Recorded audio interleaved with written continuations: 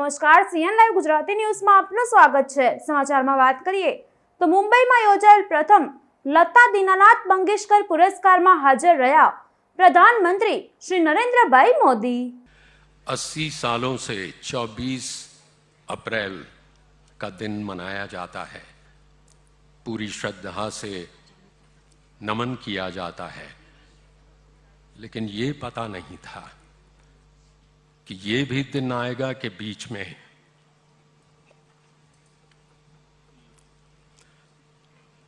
दीप प्रज्वलन, शुभम करोति कल्याणम, आरोग्यम धन संपदा, शत्रुबुद्धि विनाशाय, दीप ज्योति नमोस्तुते।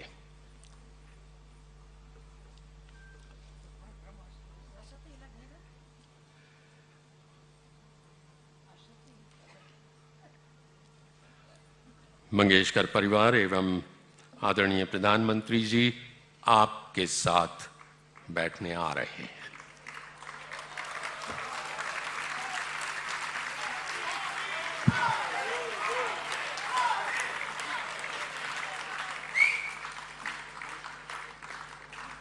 क्योंकि ये प्रधानमंत्री केवल देश के प्रधानमंत्री नहीं है, देश के लोगों के प्रधानमंत्री हैं।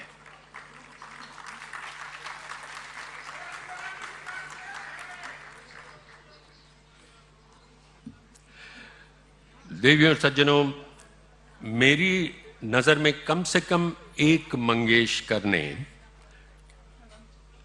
संगीत शिक्षा को प्राथमिकता न देकर परिवार की जिम्मेदारियों को बखूबी निभाया है, निभाते आ रहे हैं। आदिनाथ मंगेशकर पर्दे के पीछे लाइमलाइट से दूर अपनी फर्ज निभाते जाते हैं, और वो भी बखूबी। बल्कि उनका सिद्धांत है प्रोजेक्ट दर प्रोजेक्ट कि अगर काम सही हुआ तो क्रेडिट आपकी, अगर कोई गलती हुई तो वो गलती मेरी। आदिनाथ मंगेशकर युवावस्था से ही परिपक्व निर्णय लेने के आदी हैं। आज भी आप अपने पिता पंडित हृदयनाथ मंगेशकर की जगह संभाल रहे हैं। देवियों सज्जनों, स्वागत शब्दों के साथ Adinath Mangeshkar.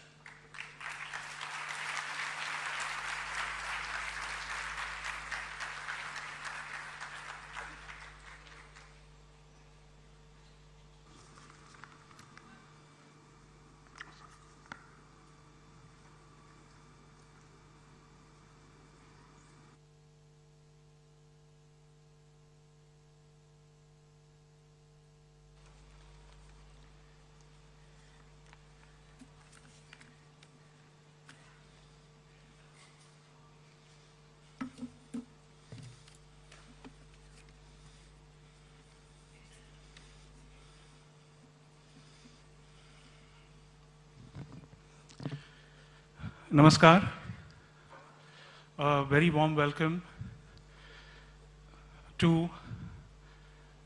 one of the greatest leaders this planet has ever seen, our Honorable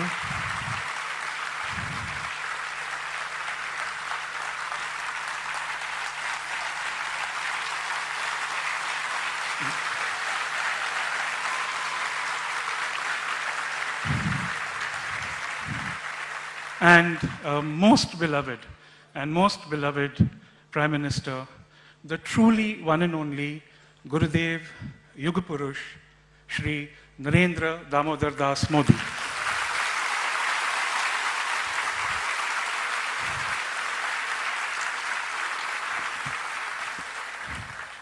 A very warm welcome to His Excellency, the Honorable Governor of the State of Maharashtra, Adarniya Shri Bhagat Singh Ji Koshyari Ji,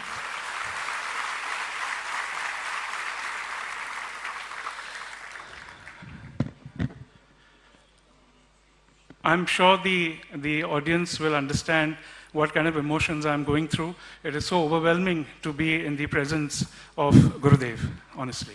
So, a very warm welcome to a galaxy of dignitaries that is here. There is an absolute galaxy of dignitaries present here. There is everybody from various walks of life, and there's such a large galaxy that I will simply say a very warm welcome, sirs, to all of you.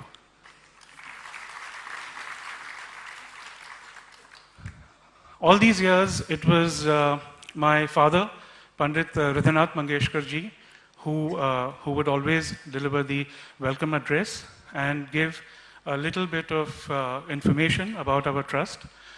This year he is unable to do so because he is in the hospital currently. By the grace of God, he will be back home in the next 8 to 10 days. He is stable and doing well.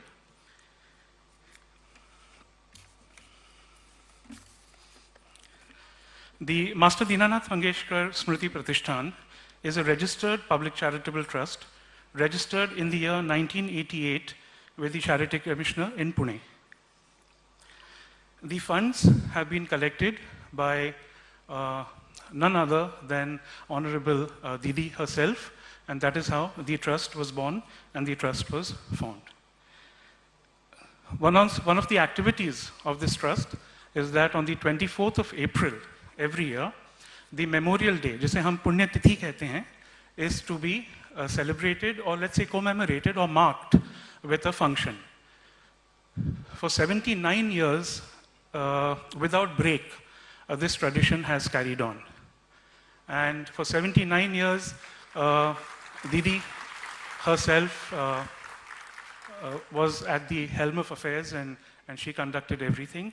And this year marks the 80th anniversary of Master Dinanath Mangeshkar ji.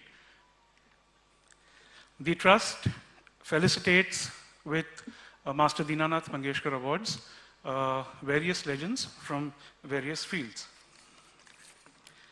We also have scholarships for students and ailing artists and senior artists who are in the need of medical aid or medical help. Bharat Ratna Lata Didi, the voice of patriotic India, had a very selfless dedication to the nation. She was a philanthropic visionary. She set up the Dinanath Mangeshkar Hospital to provide ethical medical services of the highest quality to patients at an affordable cost without discrimination whatsoever. Whether it be stepping up in the aid of the families of our great martyrs by committing help for them and their families, or to help the BSF Jawans, or even the COVID relief and vaccination activities, amongst many others. Lata Didi personally, with her family and through the Master Dinanath Smriti Pratishthan and the Lata Mangeshkar Medical Foundation, was always in the forefront. Her life was dedicated to her music and her nation. In her memory, the Lata Dinanath Mangeshkar Award is being instituted, and this is its founding year. This is the year of its institutionalization, and every year it will be given to only one individual. This is the founding year of the award, and every year it will be given only to one single individual who has sacrificed his life to make path-breaking, spectacular, and exemplary contributions to the nation and its people.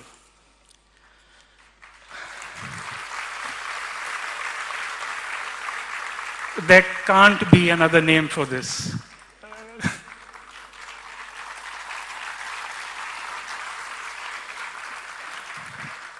Paramadaraniya Pradhan Mantri Mahoday, Shri Narendra Modi ji leads by example.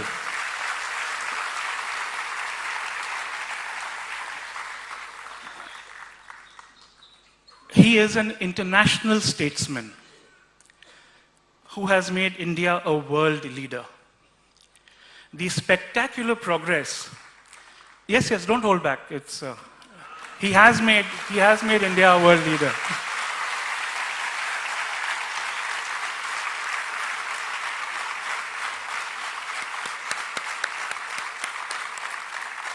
The spectacular progress that is taking place in every aspect and dimension in our beloved motherland is entirely because of him. One of the greatest leaders our great nation has seen in its glorious history of thousands of years. Shri Narendra Bhai Damodar Das Modi is a most dynamic leader whose charismatic leadership is being talked about, appreciated, adored globally. Sabka Saath, Sabka Vikas, Sabka Vishwas has been the motto of this selfless, glorious son of Mother India.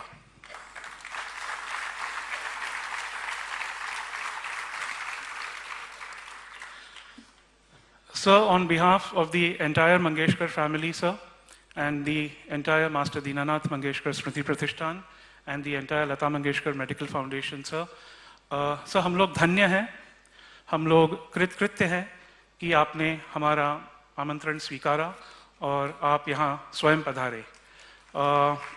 So this is a moment, I think, which will live with us even probably in our next life. We are so humbled and we so deeply appreciate, sir, your magnanimous gesture, sir, in coming here in person to receive the first ever Lata Dinanath Mangeshkar Puraskar.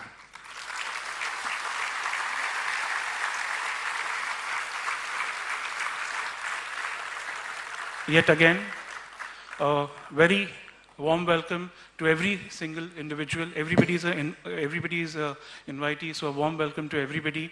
And yet again, a very, very grateful thanks to our beloved and honorable Prime Minister, Sir, Shri Narendra Modi ji, our honorable Governor, Sir, Bhagat Singh ji, Koshyari ji, and the entire galaxy of dignitaries of various walks of life that I'm seeing here. So thank you, everybody. Thank you for coming here and showering your love upon the family. Thank you for helping us share the legacy of Lata Didi. And thank you, sir. Thank you so much, sir.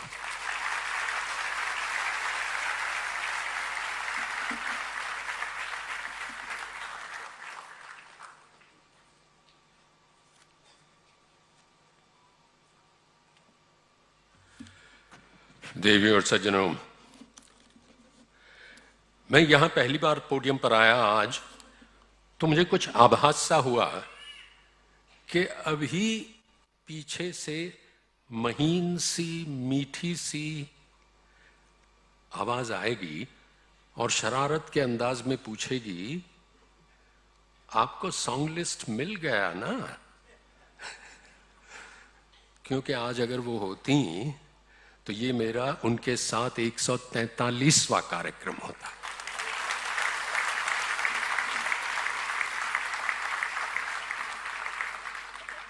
Adinath works like clockwork. इन्होंने सब कुछ बता दिया है, मेरा काम थोड़ा कम थोड़ा आसान कर दिया है. एक बात अवश्य कहूं इस अवार्ड के बारे में, इसका नाम, इसका शीर्षक. देखिए, लता मंगेशकर अवार्ड नहीं है, कह सकती थी, यह है लता दीनानाथ मंगेशकर अवार्ड. कितना पुनीत नाम है. आप जानते हैं, ये नाम उन्हें बहुत पसंद था. कौन सा नाम? केवल लता नहीं, केवल मंगेशकर नहीं, लेकिन लता दीनानाथ मंगेशकर. बहुत सालों पहले उनकी पहली रेडियो इंटरव्यू श्रृंखला में मैंने एक सवाल पूछा था कि जब आप आई तब तो एक्टर, एक्ट्रेसेस, कलाकार सारे अपने नाम बदल लेते थे, अपनी असली पहचान जरा छिपा लेते थे कुल नाम के पीछे. आप तो मंगेशकर हैं जो चिल्ला चिल्ला के शायद कह रहा है कि मैं हिंदी भाषी नहीं हूं, और आप हिंदी उर्दू भाषी फिल्म जगत में अपना स्थान बनाने चली हैं. तो कोई आर्टिस्टिक सा नाम क्यों नहीं रख लिया? समझिए, गीतांजलि, कोई कुमारी या कोई बाला। तो उन्होंने वो उनकी अर्थपूर्ण दृष्टि के साथ कुछ रुक के कहा कि नहीं हरीश जी, मुझे ये नाम बहुत अच्छा लगता है। यानी लता या मंगेशकर? नहीं, लता दीनानाथ मंगेशकर जब ये साथ में लिया जाता है। मैं आपको एक किस्सा बताती हूँ, सच्ची बात है। 1941-42 की बात है। खजांची फिल्म के गाने बड़े हिट हुए थे, तो उनकी एक गायन स्पर्धा उन्होंने की थी जो शहर शहर जाती थी। तो हमारे शहर में आई थी, मैं उसमें भाग लेना चाहती थी। पिताजी ने ना कहा कि तू जीतेगी नहीं तो मंगेशकर नाम का क्या होगा। तो मैं छुप छुपा के गई थी।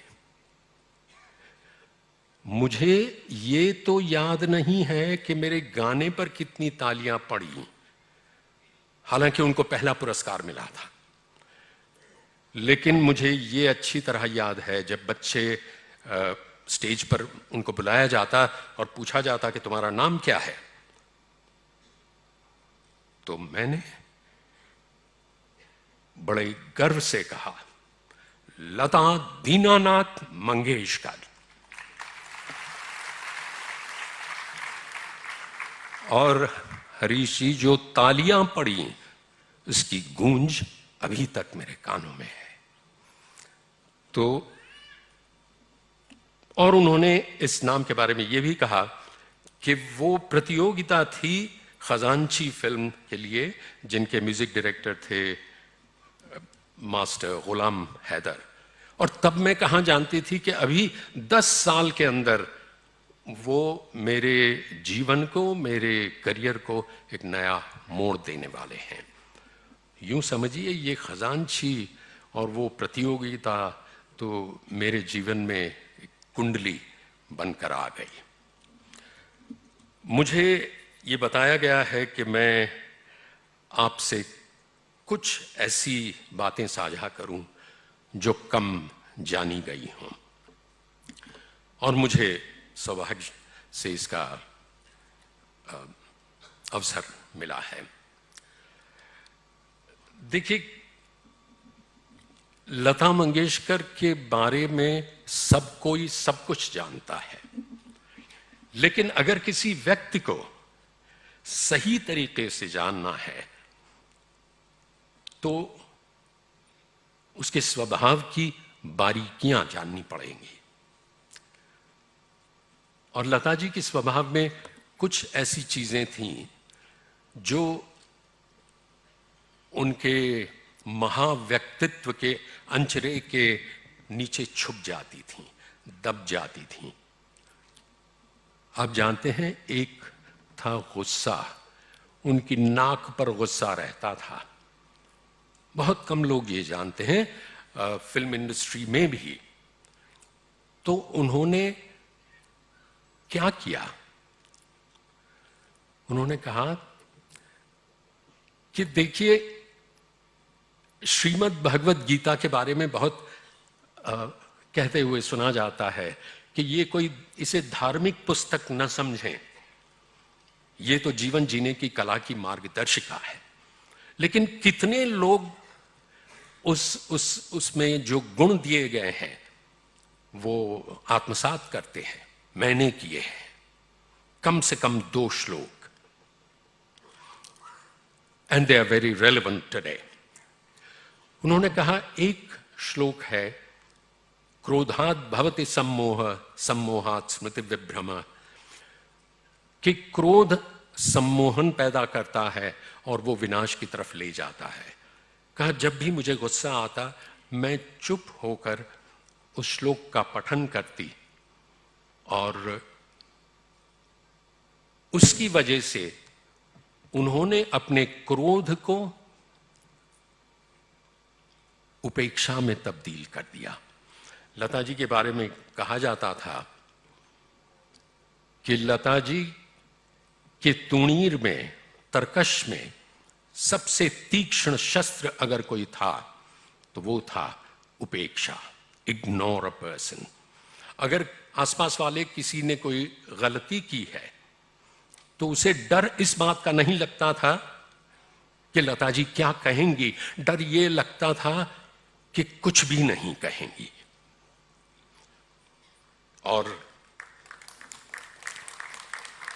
और मैंने पूछा दूसरा श्लोक, कहा दूसरा श्लोक तो यूं समझिए मेरा जीवन ही है, मेरी कार्यशैली ही है।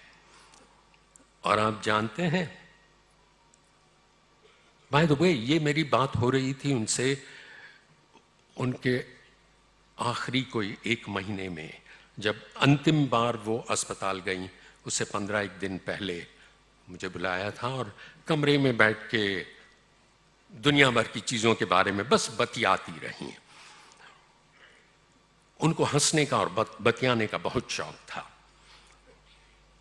तो कहा, जानते हैं जिस दूसरे श्लोक की आप बात कर रहे हैं, उनकी वजह से, उस श्लोक की वजह से तो मैं नरेंद्र मोदी जी से मिली।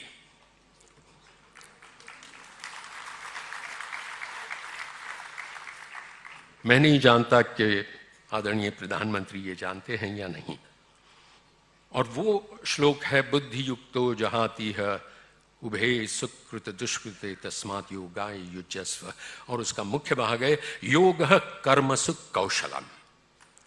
उन्होंने कहा पूरा श्लोक भी नहीं, श्लोक का चतुर्थांश, योग कर्मसु कौशलम, यानी कि कुशलता से किया गया कार्य स्वयं योग है। Translated in English, it would mean work done to perfection is itself your greatest reward. उन्होंने कहा कि मैंने पैसों के लिए, ख्याति के लिए कभी काम नहीं किया। और पिछले कुछ अरसे से मैं देख रही हूं, कोई 15-20 सालों से, कि एक व्यक्ति है जो पूरे समर्पण के साथ काम करता है। और समर्पण अपने प्रति नहीं है, वो समर्पण है समाज के प्रति, राज्य के प्रति और उससे शीर्ष देश के प्रति।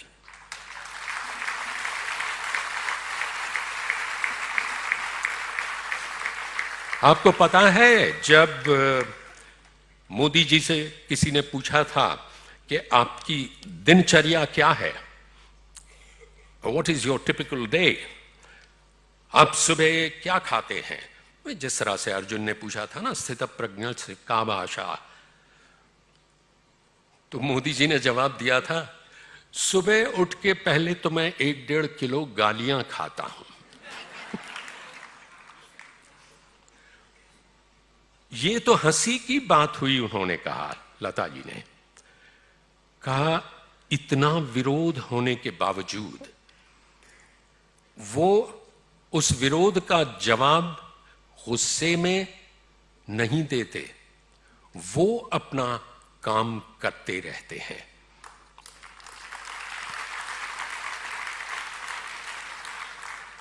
और वो काम अपने लिए नहीं होता, सारे देश के लिए होता है।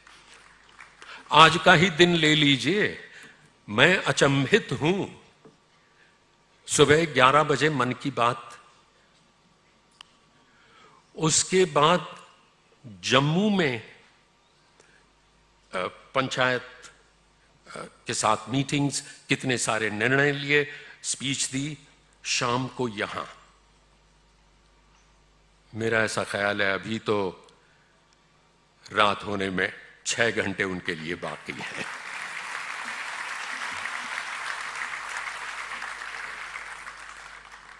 उनकी, लता जी की, मुझे 11 मिनट दिए गए हैं, अभी 7:30 हुए हैं।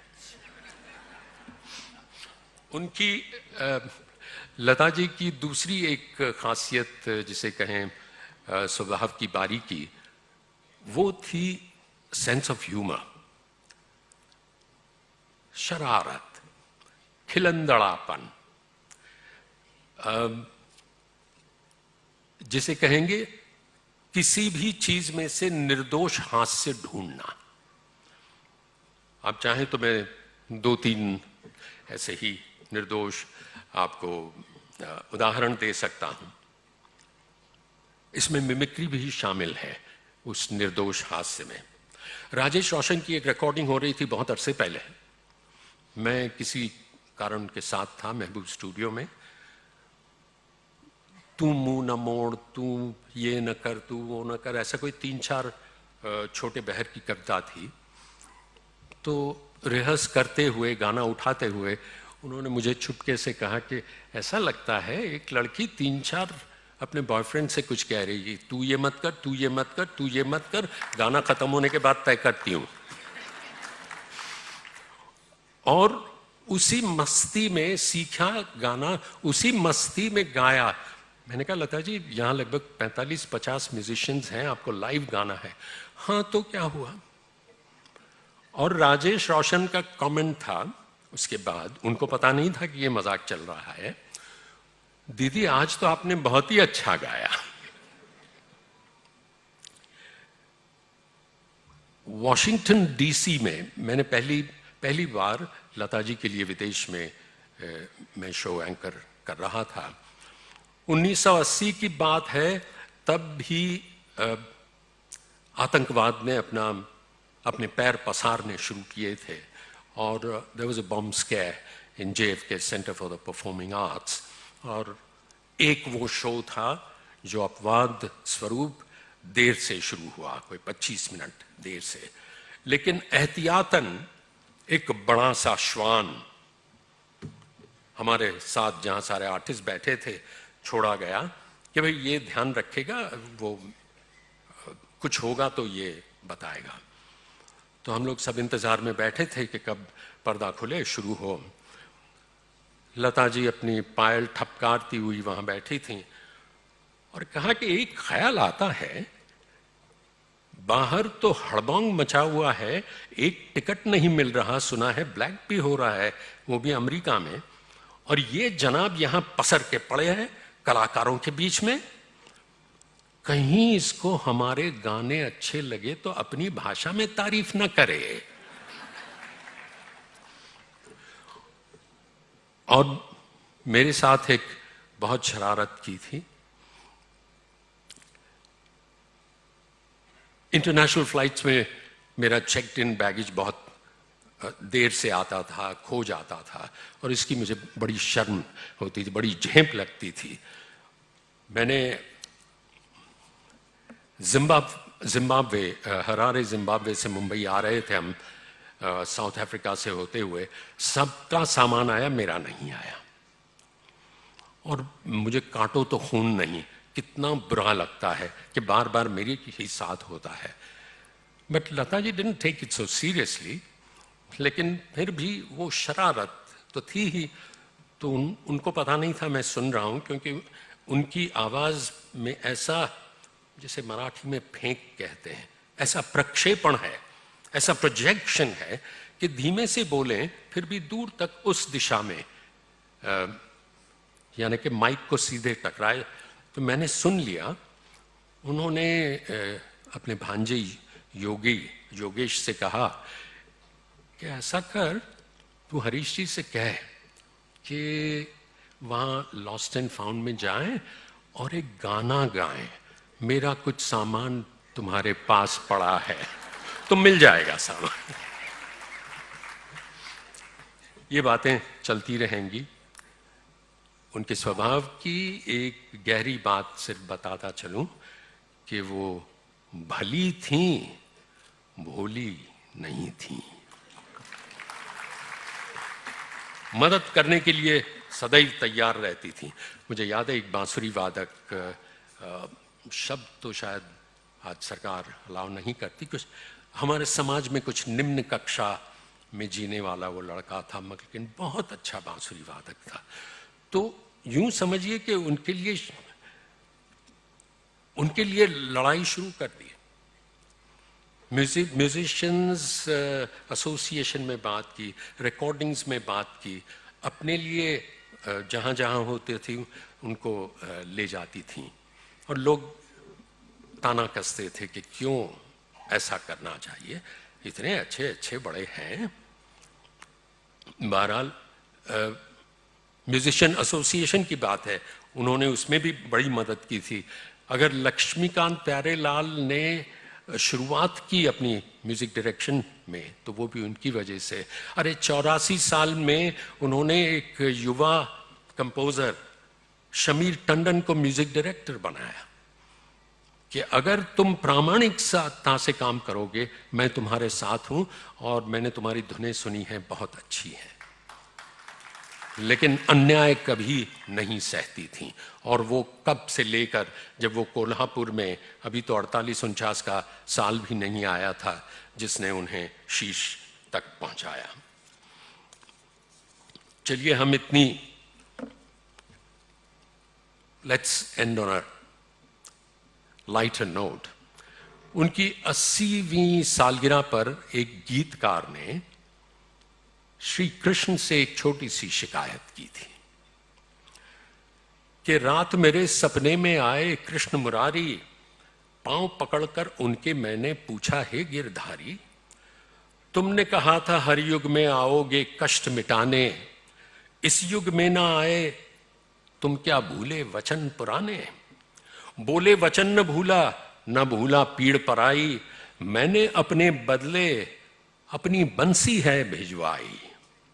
ये बंसी वो बंसी जो 7 सुरों की मीठी धुनें सुनाए, प्यार का रस बरसाए, जो दिल का दर्द मिटाए। मैंने पूछा, भगवन उस बंसी का कोई पता है? मैंने पूछा, भगवन उस बंसी का कोई पता है? हंसकर बोले, वो बंसी तो भारत रत्न लता है।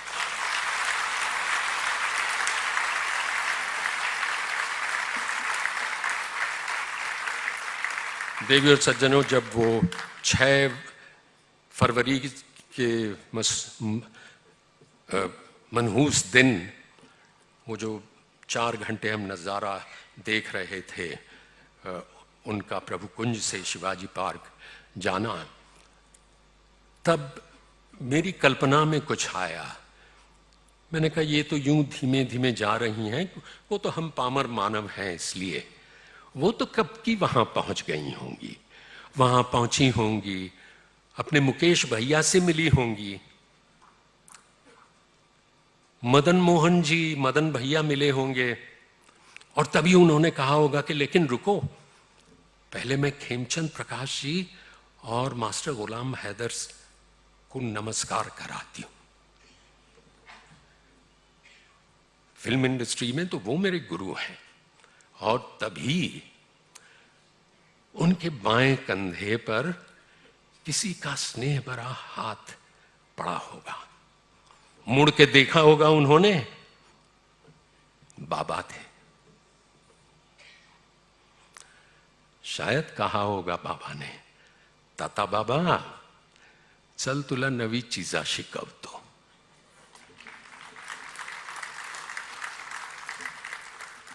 इसलिए हम इतना जानते हैं कि वो जहां भी होंगी, she must be in a happy space, वहां संगीत बरसा रही होंगी। कहते तो हैं कि आत्मा अजर अमर है। हो सकता है परमात्मा में वो आत्मा विलीन होकर मोक्ष पा गई हो, लेकिन हम स्वार्थी नहीं चाहेंगे वो। हम चाहेंगे कि उस आत्मा ने कोई निवास ढूंढ लिया और थोड़ा इंतजार करें, हम जब नया जन्म लें तो फिर से सहकर्मी के रूप में काम करें।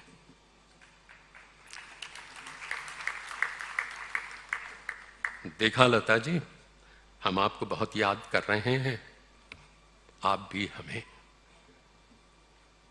भूलिए मत। देवियों सज्जनों,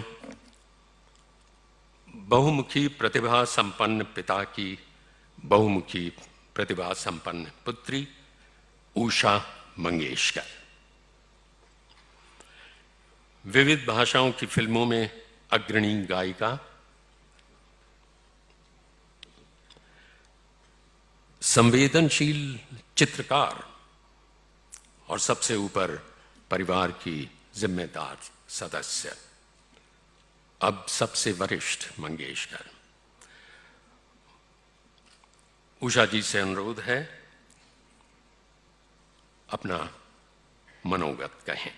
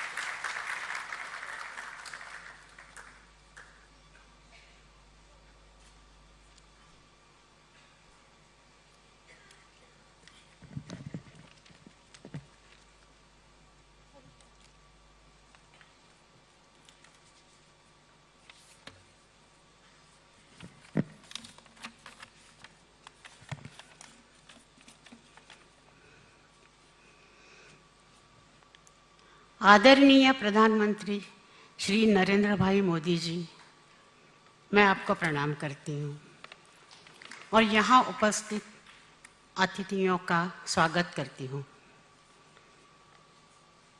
ये पहला भाषण देने के लिए मुझे कहा और मैं बहुत डर गई।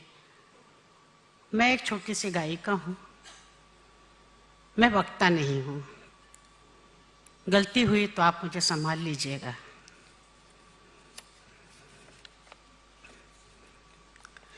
लता दीदी के नाम का ये पुरस्कार, प्रथम पुरस्कार आपने स्वीकार किया है। ये परिवार के लिए, हमारे परिवार के लिए बहुत खुशी और गौरव की बात है। आज मेरे पिताजी की 80वीं पुण्यतिथि है और हाल ही में दीदी के फिल्म जगत में गाते हुए 80 साल पूरे हुए हैं। 1942 में पूज्य पिताजी का स्वर्गवास हुआ।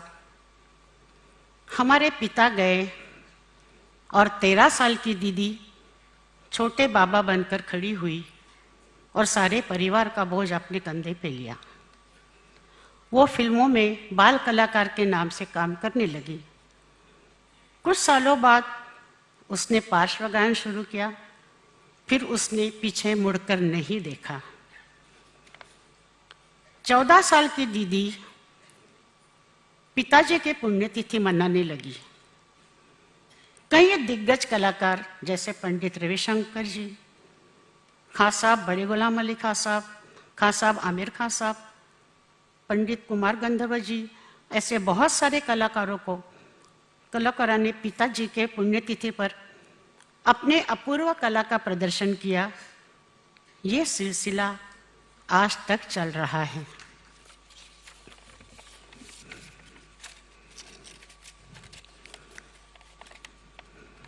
हमेशा दीदी कलाकारों को पुरस्कार देती थी, उनका सम्मान करती थी, पर आज वो साकार रूप में यहाँ नहीं है।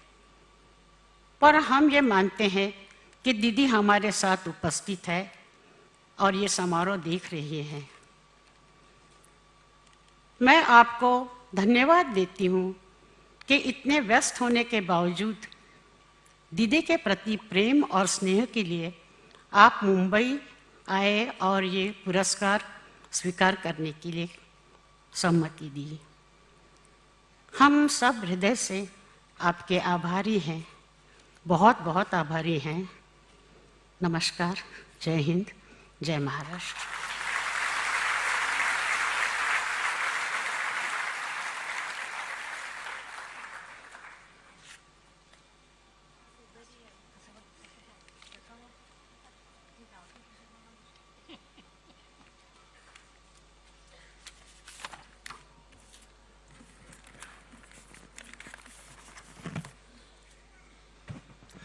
And now, the award.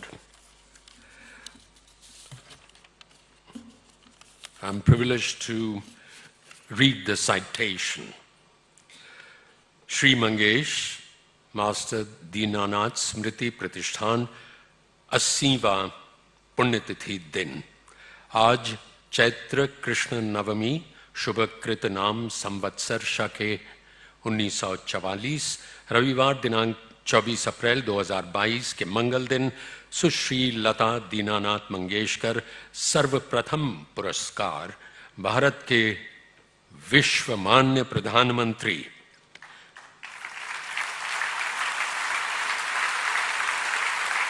परम आदरणीय श्री नरेंद्र दामोदर दास मोदी जी को प्रदान करते हुए हम परमानंद की अनुभूति कर रहे हैं। आदरणीय नरेंद्र दामोदर दास मोदी जी, भारतीय संस्कृति की महिमा और गरिमा असीम है। कश्मीर से लेकर कन्याकुमारी तक फैला हुआ यह भारत एक अद्भुत राष्ट्र है। आज केवल भारत की ही नहीं परंतु विश्व की जनता आपको इस महान राष्ट्र के राष्ट्रपुरुष के रूप में देख रही है, अनुभव कर रही है। बचपन से ही आपका व्यक्तित्व बहुआयामी और प्रभावशाली था। पढ़ाई में आप कुशाग्र बुद्धि छात्र के रूप में सुपरिचित थे ही, किंतु अन्य क्षेत्रों में भी आप विजयी रूप में उभरते थे। वैराग्य और राष्ट्रभक्ति के अलंकारों को धारण करते हुए आपका व्यक्तित्व उभर रहा था। अनेक राष्ट्रीय विपत्तियों के समय आप सेवा कार्य में पूर्ण रूप से जुट गए। क्रिया सिद्धि ही सत्वे भवति महंताम नोपकरणे, ये वचन आपका मूल मंत्र है। माता पिता के उत्कृष्ट संस्कार, अनुपम राष्ट्रभक्ति और वैराग्य अधिष्ठित निष्काम कर्मयोग, इनके समन्वय से आपका कार्यक्षेत्र देखते ही देखते विशाल हुआ। श्रीमद् भगवद गीता में भगवान श्री कृष्ण द्वारा उद्घोषित दैवी संपत्ति के सद्गुणों को आपने न केवल धारण किया किंतु कठोर अखंड परिश्रम से उनका चरमोत्कर्ष करके सदाचरण में मूर्तिमान कर दिखाया। आपके भारत के प्रधानमंत्री होने की अनिवार्यता नियति ने कालचक्र पर पहले ही अंकित की थी। सबका साथ सबका विकास ध्येय के सहारे आपने भारत को नवचेतना का रूप दिया है। अब ये जन आंदोलन जनशक्ति बन गई है। आपने जनशक्ति, जल शक्ति, ज्ञान शक्ति, ऊर्जा शक्ति, शिक्षा शक्ति और सुरक्षा शक्ति के संगम को स्वयं शिस्त और कठोर अनुशासन सहित आत्मबल के शाश्वत अधिष्ठान पर सुप्रतिष्ठित कर दिया है। आज आप भारत ही नहीं अपितु विश्व नेता के रूप में उभरे हैं। आपके असीम कर्तृत्व को विश्व के अनेकानेक देश साश्चर्य वंदन कर रहे हैं। आप ही के कारण भारत का वैश्विक सम्मान गर्व से उन्नत हुआ है। विश्व के कई सर्वोच्च पुरस्कारों से आप सम्मानित हुए हैं। भारत रत्न सुश्री लता दीदी मंगेशकर और आपका नाता भाई बहन जैसा सत्य रूप एवं शब्दों से परे था। असामान्य एवं लोकोत्तर महामानव होने के नाते आप दोनों ने पूरे विश्व को गौरवान्वित किया है। लोक कल्याण आपका ध्यास है, भारत गौरव आपका श्वास है, निष्काम कर्मयोग आपका प्रयास है और कृणवंतो विश्वमार्यम आपका विश्वास है। आज चैत्र कृष्ण नवमी शुभकृत नाम संवत्सर शके 1944 रविवार दिनांक 24 अप्रैल 2022 के मंगल दिन मास्टर दीनानाथ स्मृति प्रतिष्ठान द्वारा सुश्री लता दीनानाथ मंगेशकर सर्वप्रथम पुरस्कार सम्मान पत्र, सम्मान चिन्ह, महावस्त्र के साथ आपको प्रदान करते हुए मास्टर दीनानाथ मंगेशकर प्रतिष्ठान धन्यता और कृतार्थ का संपूर्ण अनुभव कर रहा है। इति शम पंडित हृदयनाथ मंगेशकर, अध्यक्ष।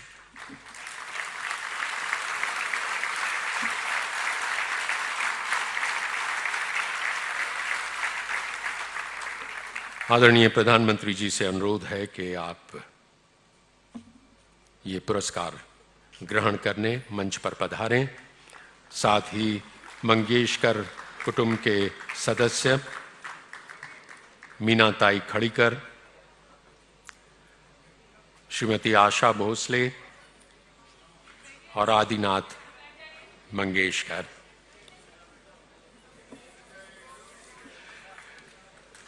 देवियों और सज्जनों, आपने शायद नोट किया होगा कि शुरुआत की मंच की प्रारंभिक औपचारिकता के बाद प्रधानमंत्री जी ने जोर देकर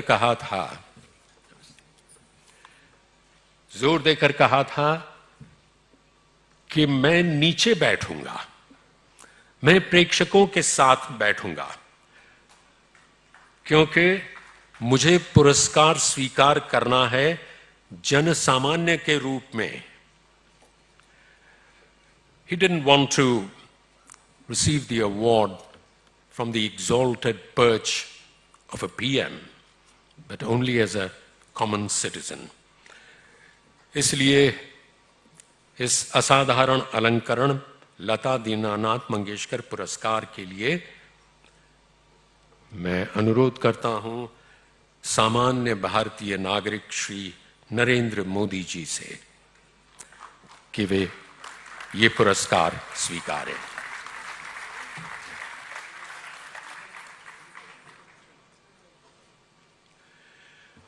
आप ये भी शायद जानते ही होंगे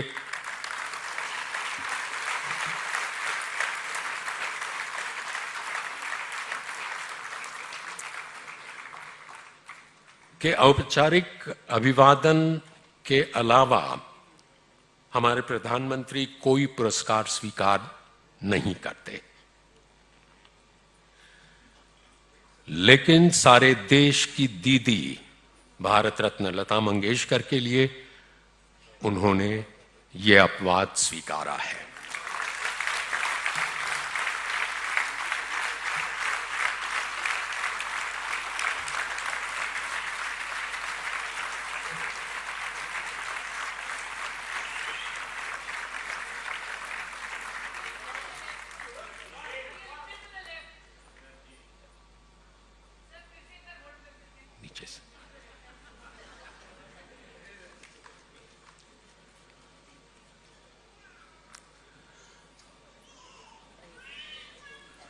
अगर यहां बैठे कोई फिल्मकार फिल्म बनाना चाहें तो शीर्षक हो सकता है फिर से भाई हो तो ऐसा।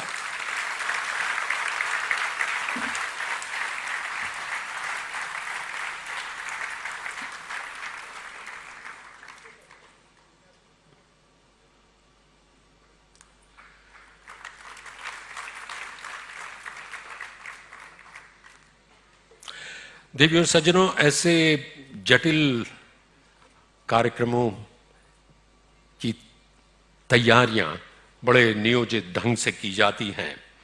इवेंट मैनेजमेंट के सिद्धांतों के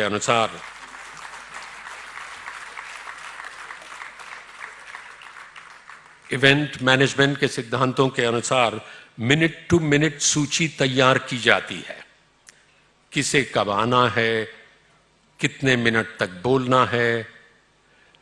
लेकिन मेरा यह विश्वास है कि जहां आदरणीय नरेंद्र मोदी जी हों, उसमें जहां तक उनका सवाल है, इस मिनट टू मिनट को बिल्कुल खारिज कर देना चाहिए, क्योंकि देश ये चाहता है कि मोदी जी बोलते रहें, हम सुनते रहें।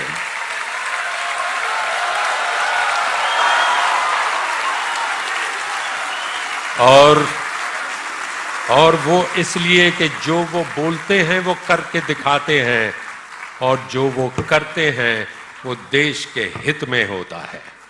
देवियों और सज्जनों, भारत गणराज्य के प्रधानमंत्री आदरणीय श्री नरेंद्र मोदी।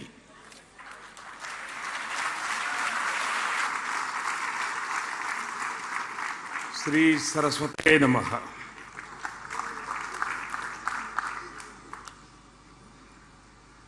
वाणी परंपरा के पुनीत आयोजन में हमारे साथ उपस्थित महाराष्ट्र के राज्यपाल श्री भगत सिंह कोश्यारी जी, महाराष्ट्र विधानसभा प्रतिपक्ष के नेता श्री देवेंद्र फडणवीस जी,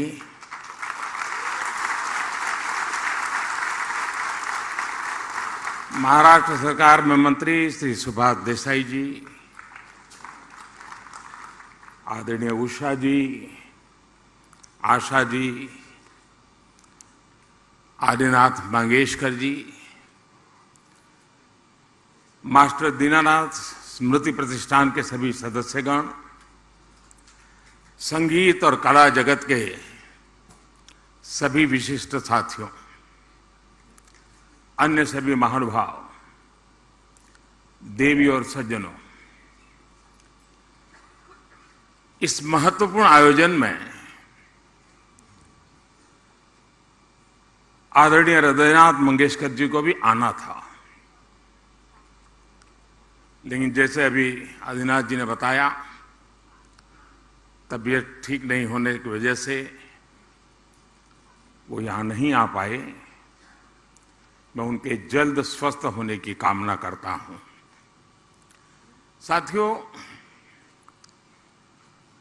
मैं अपने आप को बहुत उपयुक्त यहां नहीं अनुभव कर रहा हूं, क्योंकि संगीत जैसे गहन विषय का जानकार तो मैं बिल्कुल नहीं हूं, लेकिन सांस्कृतिक बोध से मैं ये महसूस करता हूं कि संगीत एक साधना भी है और भावना भी है। जो अव्यक्त को व्यक्त कर दे वो शब्द है, जो व्यक्त में ऊर्जा का, चेतना का संचार कर दे वो नाद है, और जो चेतन में भाव और भावना भर दे उसे सृष्टि और संवेदना की पराकाष्ठा तक पहुंचा दे वो संगीत है।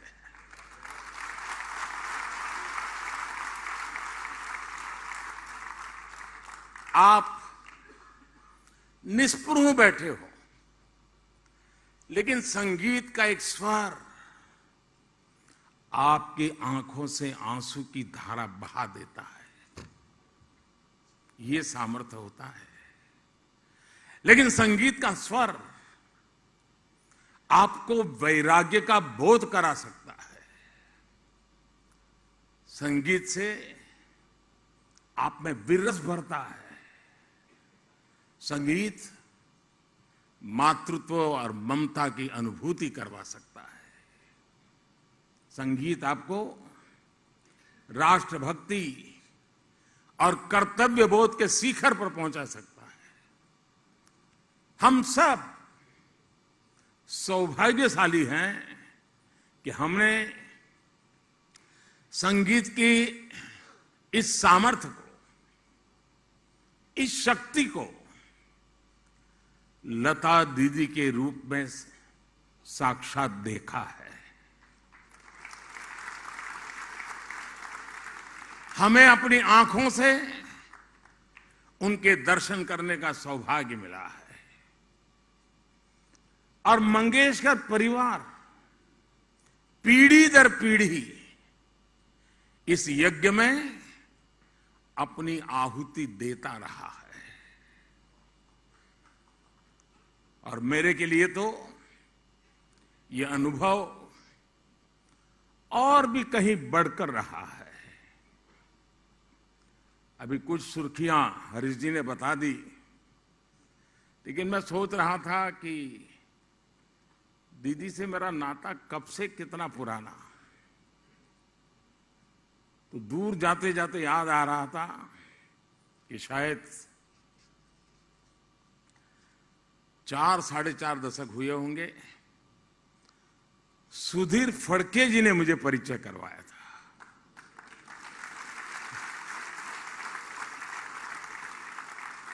और तब से लेकर के आज तक इस परिवार के साथ अपार स्नेह, अनगिनत घटनाएं मेरे जीवन का हिस्सा बन गई। मेरे लिए लता दीदी सूर साम्राज्य के साथ साथ, और जिसको कहते हुए मुझे गर्व अनुभव होता है, वो मेरी बड़ी बहन थी।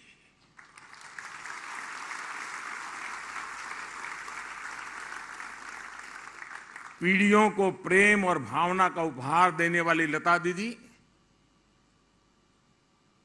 उन्होंने मुझे हमेशा उनकी तरफ से एक बड़ी बहन जैसा अपार प्रेम मिला है। मैं समझता हूं इससे बड़ा जीवन का सौभाग्य क्या हो सकता है। शायद बहुत दशकों के बाद ये पहला राखी का त्योहार जब आएगा, दीदी नहीं होगी। सामान्य तौर पर किसी सम्मान समारोह में जाने का, और जब अभी हरीश जी भी बता रहे थे कोई सम्मान ग्रहण करना, मैं थोड़ा उन विषय में दूर ही रहा हूं, मैं अपने आप को एडजस्ट नहीं कर पाता हूं। लेकिन पुरस्कार जब लता दीदी जैसी बड़ी बहन के नाम से हो, तो ये मेरे लिए उनके अपनत्व और मंगेशकर परिवार का मुझ पर जो हक है, उसके कारण मेरा यहां आना एक प्रकार से मेरा दायित्व बन जाता है।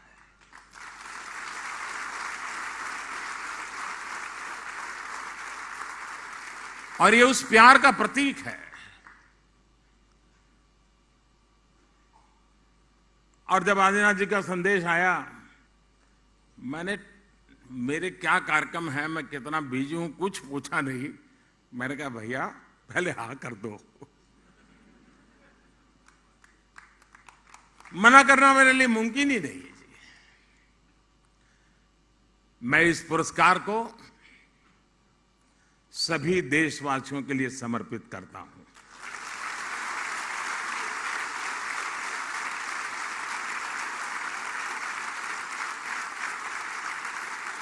जिस तरह लता दीदी जन जन की थी, उसी तरह उनके नाम से मुझे दिया गया है पुरस्कार भी जन जन का है। लता दीदी से अक्सर मेरी बातचीत होती रहती थी। वो खुद से भी अपने संदेश और आशीर्वाद भेजती रहती थी। उनकी एक बात शायद हम सबको काम आ सकती है, जिसे मैं भूल नहीं सकता हूं। मैं उनको बहुत आदर करता था, लेकिन वो क्या कहती थी? वो हमेशा कहती थी, मनुष्य अपनी उम्र से नहीं, अपने कार्य से बड़ा होता है। जो देश के लिए जितना करे, वो उतना ही बड़ा है। सफलता के शिखर पर ऐसी सोच से व्यक्ति की महानता, उसका हमें एहसास होता है। लता दीदी उम्र से भी बड़ी थी और कर्म से भी बड़ी थी। हम सभी ने जितना समय लता दीदी के साथ गुजारा है, हम सब जानते हैं कि वो सरलता की प्रतिमूर्ति थी। लता दीदी ने संगीत में वो स्थान हासिल किया कि लोग उन्हें मां सरस्वती का प्रतिरूप मानते थे। उनकी आवाज ने करीब 80 सालों तक संगीत जगत पर अपनी छाप छोड़ी थी।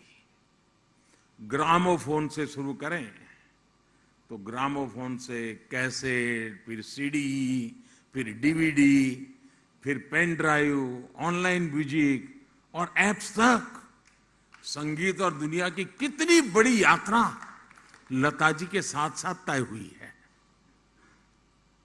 सिनेमा की 4-5 पीढ़ियों को उन्होंने अपनी आवाज दी। भारत रत्न जैसा सर्वोच्च सम्मान उन्हें देश ने दिया और देश गौरवान्वित हुआ। पूरा विश्व उन्हें सुर साम्राज्ञी मानता था, लेकिन वो खुद को सुरों की साम्राज्ञी नहीं बल्कि साधिका मानती थी। और ये हमने कितने ही लोगों से सुना है कि वो जब भी किसी गाने की रिकॉर्डिंग के लिए जाती थी तो चप्पलें बाहर उतार देती थी। संगीत की साधना और ईश्वर की साधना उनके लिए एक ही था। साथियों, आदि शंकर के अद्वैत के सिद्धांत को हम लोग सुनने समझने की कोशिश करें तो कभी कभी उलझन में भी पड़ जाते हैं। लेकिन मैं जब आदि शंकर के अद्वैत के सिद्धांत की तरफ सोचने की कोशिश करता हूं तो अगर उसको सरल शब्दों में मुझे कहना है उस अद्वैत के सिद्धांत को, ईश्वर का उच्चारण भी स्वर के बिना अधूरा है।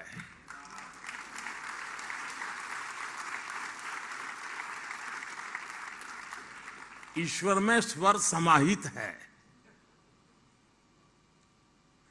जहां स्वर है वहीं पूर्णता है। संगीत हमारे हृदय पर,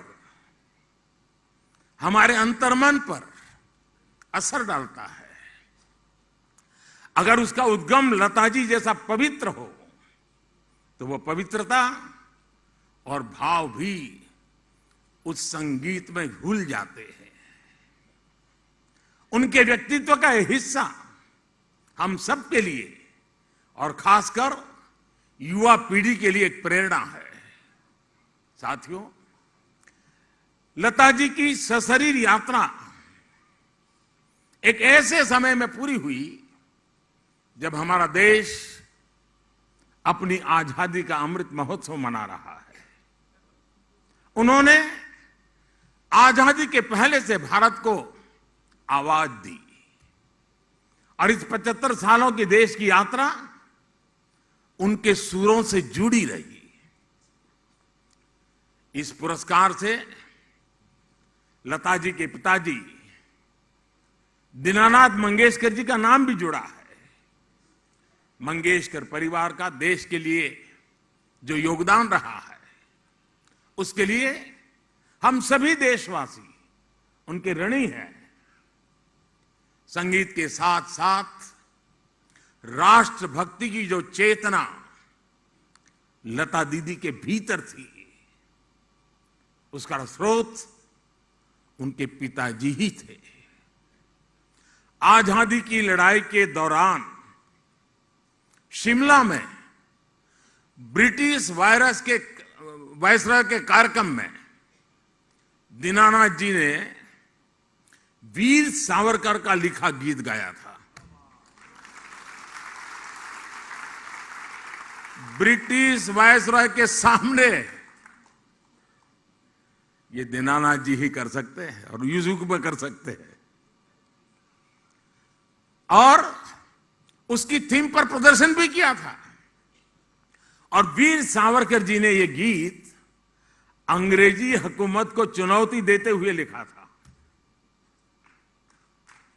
ये साहस, ये देशभक्ति दीनानाथ जी ने अपने परिवार को विरासत में दी थी। लता जी ने संभवतः कहीं एक बार बताया था कि पहले वो समाज सेवा के ही क्षेत्र में जाना चाहती थी। लता जी ने संगीत को अपनी आराधना बनाया, लेकिन राष्ट्र प्रेम और राष्ट्र सेवा उनके गीतों के जरिए भी प्रेरणा पाती गई। छत्रपति शिवाजी महाराज पर वीर सावरकर जी का लिखा गीत हिंदू नरसिम्हा हो या समर्थ गुरु रामदास जी के पद हो, लता जी ने शिव कल्याण राजा की रिकॉर्डिंग के जरिए उन्हें अमर कर दिया। आए मेरे वतन के लोगों और जय हिंद की सेना, ये वो भाव पंक्तियां हैं जो देश के जन जन की जुबां पर अमर कर दी। उनके जीवन से जुड़े ऐसे कितने ही पक्ष हैं। लता दीदी और उनके परिवार के योगदान को भी अमृत महोत्सव में हम जन जन तक लेकर जाएं, ये हमारा कर्तव्य है। साथियों, आज देश एक भारत श्रेष्ठ भारत के आत्मविश्वास के साथ आगे बढ़ रहा है। लता जी एक भारत श्रेष्ठ भारत की मधुर प्रस्तुति की तरह थी। आप देखिए, उन्होंने देश की 30 से ज्यादा भाषाओं में हजारों गीत गाए। हिंदी हो, मराठी हो, संस्कृत हो या दूसरी भारतीय भाषाएं, लता जी का स्वर वैसा ही हर भाषा में गुला हुआ है। वो हर राज्य, हर क्षेत्र में लोगों के मन में समाई हुई है। भारतीयता के साथ संगीत कैसे अमर हो सकता है, ये उन्होंने जी करके दिखाया है। उन्होंने भगवत गीता का भी सस्वर पाठ किया और तुलसी, मीरा, संत ज्ञानेश्वर और नरसिंह मेहता के गीतों को भी समाज के मन मस्तिष्क में घोला। रामचरितमानस की चौपाइयां से लेकर बापू के प्रिय भजन, वैष्णव भजन तो तेने रे कहिए, तब सब कुछ लता जी की आवाज से पुनर्जीवित हो गए। उन्होंने तिरुपति देवस्थानम के लिए गीतों और मंत्रों का एक सेट रिकॉर्ड किया था, जो आज भी हर सुबह वहां बजता है। यानी संस्कृति से लेकर के आस्था तक, पूरब से लेकर के पश्चिम तक, उत्तर से दक्षिण तक लता जी के सुरों के पूरे देश को एक सूत्र में पिरोने का काम किया। दुनिया में भी वो हमारे भारत की सांस्कृतिक राजदूत थी। वैसा ही उनका व्यक्तिगत जीवन भी था। पुणे में उन्होंने अपनी कमाई और मित्रों के सहयोग से मास्टर दीनानाथ मंगेशकर हॉस्पिटल बनवाया, जो आज भी गरीबों की सेवा कर रहा है। और देश में शायद बहुत कम लोगों तक ये चर्चा पहुंची होगी, कोरोना कालखंड में देश की जो इन्हीं चुनी अस्पतालें जिन्होंने सर्वाधिक गरीबों के लिए काम किया, उसमें पुणे की मंगेशकर अस्पताल का नाम है।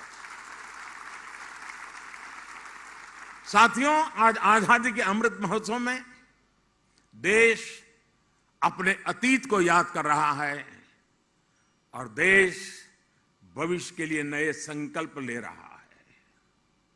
हम दुनिया के सबसे बड़े स्टार्टअप इकोसिस्टम में से एक है। आज भारत हर क्षेत्र में आत्मनिर्भर बनने की ओर आगे बढ़ रहा है। विकास की ये यात्रा हमारे संकल्पों का हिस्सा है, लेकिन विकास को लेकर भारत की मौलिक दृष्टि हमेशा अलग रही है। हमारे लिए विकास का अर्थ है सबका साथ, सबका विकास, सबका विश्वास और सबका प्रयास। सबके साथ और सबके लिए विकास के इस भाव में वसुधैव कुटुंबकम की भावना भी शामिल है। पूरे विश्व का विकास, पूरी मानवता का कल्याण, ये केवल भौतिक सामर्थ्य से हासिल नहीं किया जा सकता। इसके लिए जरूरी होते हैं मानवीय मूल्य, इसके लिए जरूरी होती है आध्यात्मिक चेतना। इसलिए आज भारत दुनिया को योग और आयुर्वेद से लेकर पर्यावरण रक्षा जैसे विषयों पर दिशा दे रहा है। मैं मानता हूं भारत के इस योगदान का एक अहम हिस्सा हमारा भारतीय संगीत भी है। ये जिम्मेदारी आपके हाथों में है। हम अपनी इस विरासत को उन्हीं मूल्यों के साथ जीवंत रखें और आगे बढ़ाएं और विश्व शांति का एक माध्यम बनाएं। ये हम सबकी जिम्मेदारी है। मुझे पूरा विश्वास है संगीत जगत से जुड़े आप सभी लोग इस जिम्मेदारी का निर्वहन करेंगे और एक नए भारत को दिशा देंगे। इसी विश्वास के साथ मैं आप सभी का हृदय से धन्यवाद करता हूं। मंगेशकर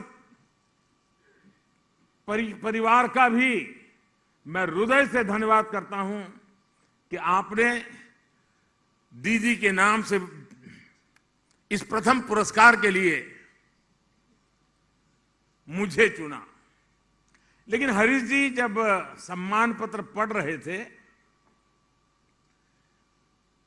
तो मैं सोच रहा था कि मुझे इसे कई बार पढ़ना पड़ेगा